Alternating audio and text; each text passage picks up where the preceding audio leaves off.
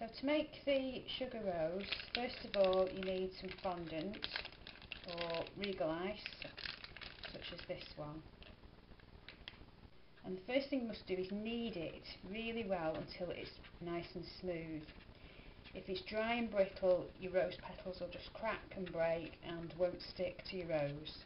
So knead it really, really well. When it's really smooth, break off a piece.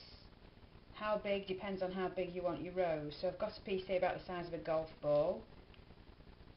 Give it a good roll and then roll it out into a sausage shape, round about 10 centimetres in length.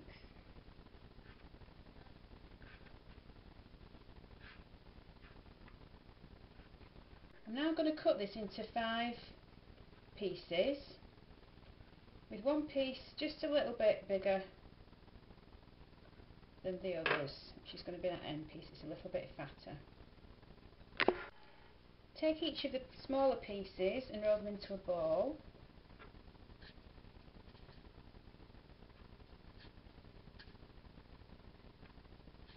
So you've got 4 round balls, and your slightly bigger piece, roll it into a ball at first and then just roll it in one direction so it's a bit of a cylinder in shape, cylindrical, like that. Now I'm going to put each of the round balls into a small sandwich bag, not right into the corner, but with plenty of space around each of the balls. So the 4 round balls go in, and then finally the cylindrical shaped piece. I'm now going to press with my finger, using the very end of the finger from the last joint down to the nail. So starting with the last joint, I'm just going to roll the finger and press down quite firmly so that I have a very thin end to the petal but a thicker side where the joint of my finger is. And I do this to each of the pieces that I have in the bag, so that they all have a nice thin edge at one side and a slightly thicker edge at the other. Okay, to start the rose, we take out the larger cylindrical shaped petal, which of course now is flattened.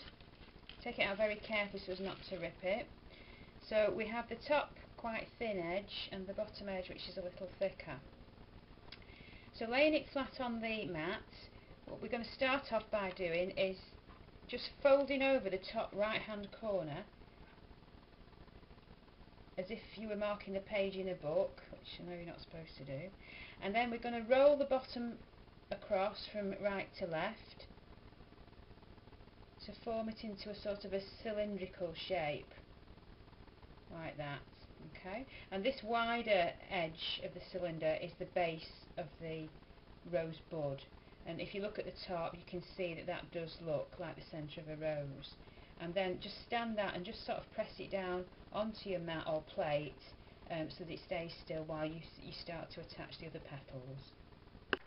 We then take each of the petals in turn out of the bag and we arrange them around our central bud, with obviously the thinner part at the top, and you can thin them a little bit more at this stage if you like. And we just attach it at the base and just let it curl naturally back away from the centre of the rose. We take each of them in turn and attach them just overlapping the previous one.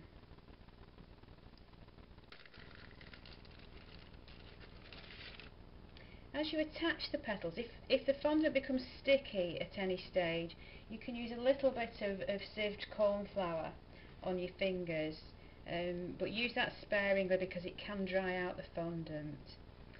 And as you're attaching them, make sure the petals are higher than that central bud. If the central bud is projecting higher than the petals, it really doesn't look natural. Okay. When the last petal's on, we're just going to nip around the base to take off this excess fondant. So I'm turning the rose and just nipping the fondant until it finally just breaks off, and then we can just pull the petals out a little bit, and there we have our rose. So while it's drying, I prefer to have it on a plate covered in cling film so that it doesn't stick, and just allowing one of the petals to curl over the edge of the plate like that until they're dry. And there you have your rose.